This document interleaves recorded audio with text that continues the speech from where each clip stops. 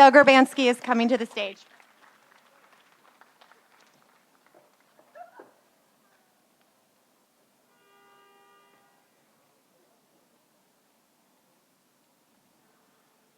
So Gary is sitting right above Clark Gable and Jack Benny. And that's how I think of you, Gary. A mixture, both of them. Somewhere along the line, Gary and I had a talk way back in like 1989 or 88. And we met and had lunch, and the topic was longevity, about careers, and such a strange word, career. Where you are now, in 1909, Francis X. Bushman was one of the three biggest stars in the world. He had starred in Ben-Hur. By 1924, his career was ending. And in 1926 or 7, when they were building this theater, he donated this land where his mansion was so they could build the Chinese Theater.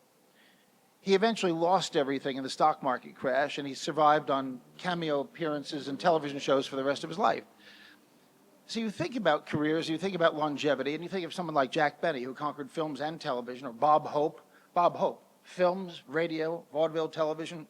Very few get to do all this stuff, but Gary has done it.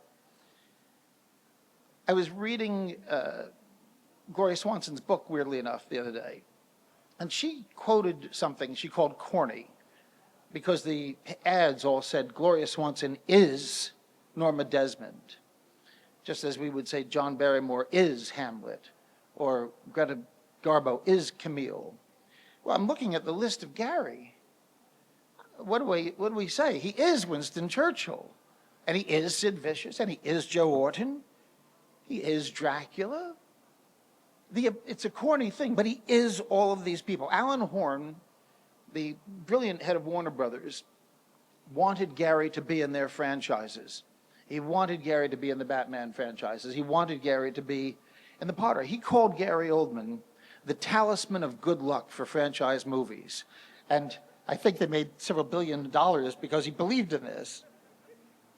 So Gary Oldman has played, famously, real people and also literary figures. Who has a career where you get to do both of that, and often? So he also is Jim Gordon. He is Sirius Black. He is the greatest spy of all time, George Smiley. He's also currently Jackson Lamb, because Gary has now not only conquered film, but he's conquered television as well.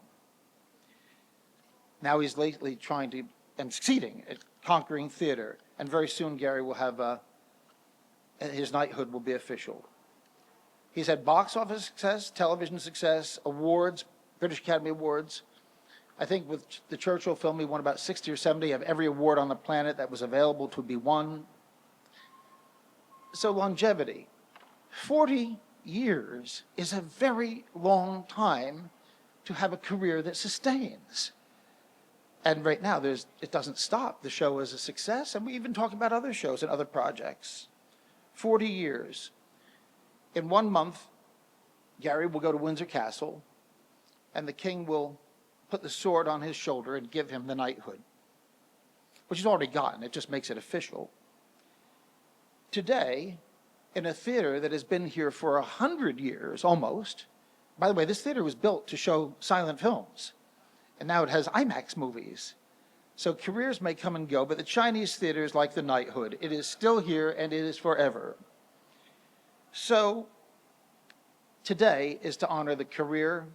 I've been blessed with knowing the person, and I will say it as corny as it sounds, you are here today because Gary Oldman is Gary Oldman.